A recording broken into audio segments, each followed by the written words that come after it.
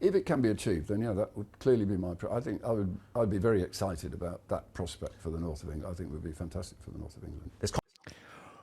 Jim Ratcliffe wants to build a new stadium.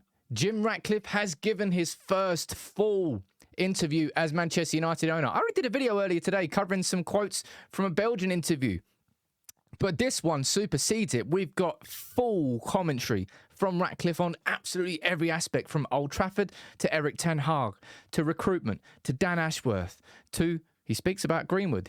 He also speaks about Sheikh Jassim, or maybe not. It's a bumper video, this one. I'm going to react to the whole interview. There's so many quotes that I need to run through. It's going to be a big one. Sit down, get a cuppa, have a listen. Let me know what you think. And if you can, make sure you drop a like on the video, because this one, I think you're going to enjoy. Now, the first thing I'm going to run through here is Jim Ratcliffe saying this, which he's reiterated time and time and time and time and time again. It's not about making money for him with Manchester United. The dude's a multi-billionaire. Well, there's only so many billions you need. He said, look, to be honest, I don't think he'll ever lose money. He's got enough cash money. He wants the legacy. He wants the success of Manchester United. And he's reiterated that on more than one occasion. And I tell you what, it really comes across. And I'll tell you one thing as well. I did that video earlier today. I did not expect the full interviews. Man, Jim Ratcliffe does not mess about. And I mean that in a very much a complimentary way. It's great. I'm going to run through the full interview that's on the BBC website here. We're going to pause it at certain moments, and we're going to speak about it in the comments. You can let me know what you think. Let's get into it. All right, let's listen to what he's got to say as the owner. To be co-owner of the club you've supported most of your life? Well, I suppose it's a very proud moment, and I'm sort of very honoured to be in this position where I can influence the future of Manchester United. It's not something, of course, I would ever have contemplated in my younger years, but here we are. I mean, you do have to pinch yourself, really, because it is a sort of a boyhood dream, but they never come true normally, do they? This is the exception to the rule. And man, I hope Jim is just telling the unadulterated truth. I really want it to be true, and he said it on just more than one occasion. He seems to genuinely be just kind of living out what he wants to do. Is it his dream? Well, I'll tell you what, being the legacy of being that man in charge of taking Manchester United back to the top, yeah, that will be a legacy-defining moment. Nice one for me. How determined are you to restore this club to its It's a good question. glories? The only reason I've got involved in Manchester United is because I want to see Manchester United restored to where it should be in football. It's the biggest club in the world. I mean, maybe I'm slightly biased, but I think it's the biggest club in the world. Well-known club in the world. It has the greatest history in the world, and it should be playing the greatest football in the world, which it has been from time to time. So it should always be challenging for the Premiership, and it should always be challenging for the Champions League. He talks a good game, doesn't he? He talks a good game. And he's followed through on it so far.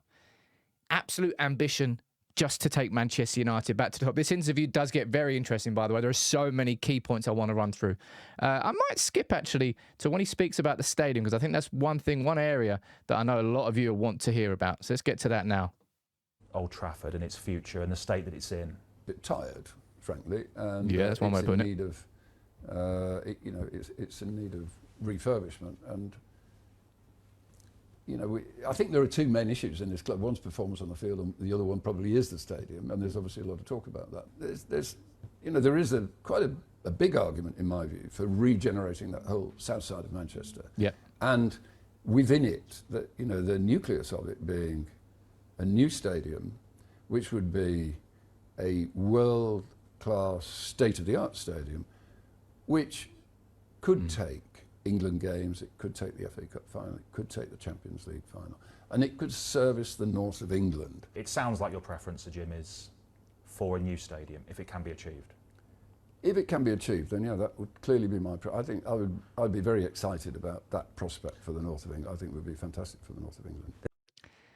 Jim Ratcliffe wants a new Old Trafford, right? And he goes a little bit further, actually, when he speaks about this. This is a really interesting one when he's saying, look, the women's team, the academy teams, they could use Old Trafford. We've actually spoken about this here on United People's TV on more than one occasion, about that concept that if we did build a new one, what would happen to the old?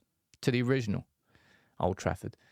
Maybe it could be used by the ladies' teams, by the academy teams, but he wants a new stadium.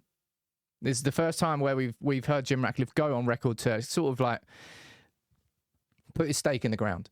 Don't sit on the fence. I don't think he is sitting on the fence. Whether it's financially feasible is a question. Whether it's the right thing to do for Manchester United is another question. But he wants that to happen. Right, let's go on to what else he says in this interview. There's competition everywhere, it seems. How would you put it? I'm in exactly the same page as Alex Ferguson. I'd want to knock them all off their perch. I mean, Alex was a very driven, very competitive individual. And, he just wanted to win. And that's the only reason we're there at United, I mean, we're friends in the sense that we're all in the Northwest, but they are the enemies, Again, Jim Ratcliffe talks a very good talk. He wants to knock everybody, mate. Jeez. Knocking people back off their perch. That's not a conversation we should be having, though, man. Fergie dedicated his whole career to knocking Liverpool off their perch, did it successfully, and now they've come back on it. Was it round 2? It is round 2. But he wants that to happen. It's very clear, honestly, like, you can't deny that Ratcliffe speaks a very good game. I'm going to run through some other quotes here that aren't inside this interview that are kind of part of the wider interviews with Manchester Evening News, with Sky News, with Telegraph as well. And there's actually a full interview coming out with Manchester United, which I haven't quite seen yet. So maybe I'll do another reaction video to that. But yeah, in the short term, there's massive problems on the pitch. In the long term, there's arguably even bigger problems. The future of Manchester United, the stadium, Carrington. In the short term, it's about getting back into the Champions League. And Ratcliffe wants Manchester United to be back there at the top table. It sounds like he's got a bit of fight about him. That's the way he kind of comes across, the way he carries himself. That's what I think so anyway. And one big area that Jim Ratcliffe is clearly focusing on is recruitment. He's putting it right there at the top of the list. And I think if you're talking about short-term, long-term, and long-term, success is defined by recruitment. Short-term, the boost that will come in the summer if we make the right signings. And Erik ten Hag stays, and we have the right players, and we have less injuries, and we have a better depth, a better, deeper, more technical squad, we will be significantly better next year. And in the long term, you build success off the back of having 3, 4, 5 successful transfer windows in a row, and your squad becomes the quality of City's. And there's 115 reasons why it's that quality too. But in the short term, that recruitment is the most important part. And he spoke about David Ashworth? Dan Ashworth down here. And he said this, and again, he's spot on. He goes, look, he's a 10 out of 10 sporting director. You can't criticise Dan Ashworth for looking at maybe the most coveted job in football, particularly with the challenge of Manchester United in it. And if you are an individual who's driven by a challenge, we know that Omar Berrada is. I covered that in my deep dive on Omar Berrada. That's what took him to Man City from Barcelona, a very comfortable place for him. And the same thing goes from leaving City to coming to Manchester United. He wants that challenge. And I thought this was pretty good as well. He's talking about the gardening leave. He goes, I think it's a bit silly, really. I won't get dragged into it. What I do think is completely absurd is suggesting a man who is really good at his job sits in the garden for 1.5 years. His garden would look sick. Like bushcraft, level 100 from Dan Ashworth. Doing some Mona Lisa bushes. All jokes aside. It is a bit weird. I think Newcastle are acting strange. Did Man City do the same thing when we went and poached Omar Berrada? No, they didn't.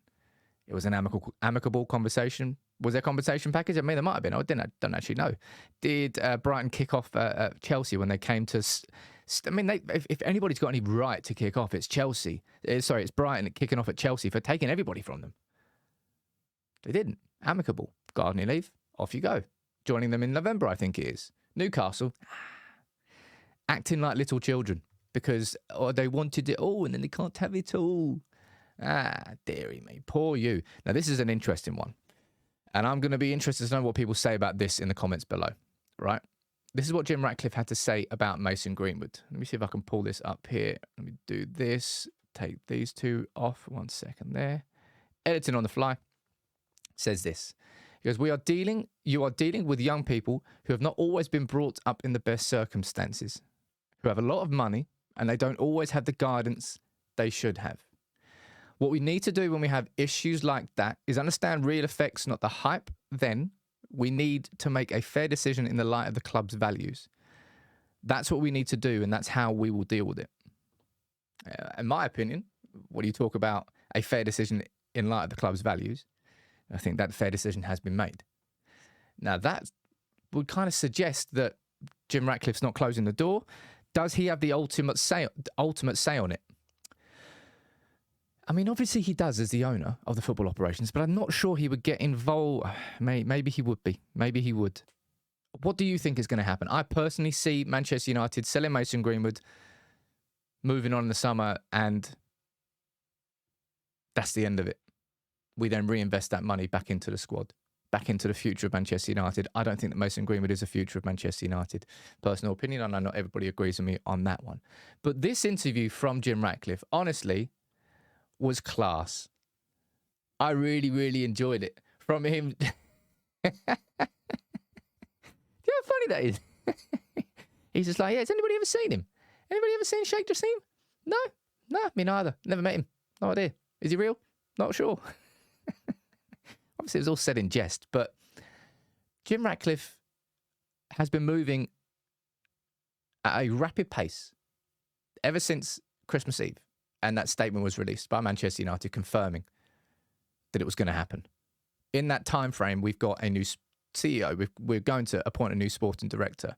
He's met the staff at Old Trafford. He met the press at Old Trafford. He met the players at Carrington. He's met the mayor of Manchester on multiple occasions. He's been to the Munich Memorial. He's done like 5-6 different trips to Old Trafford or Manchester and the surrounding areas.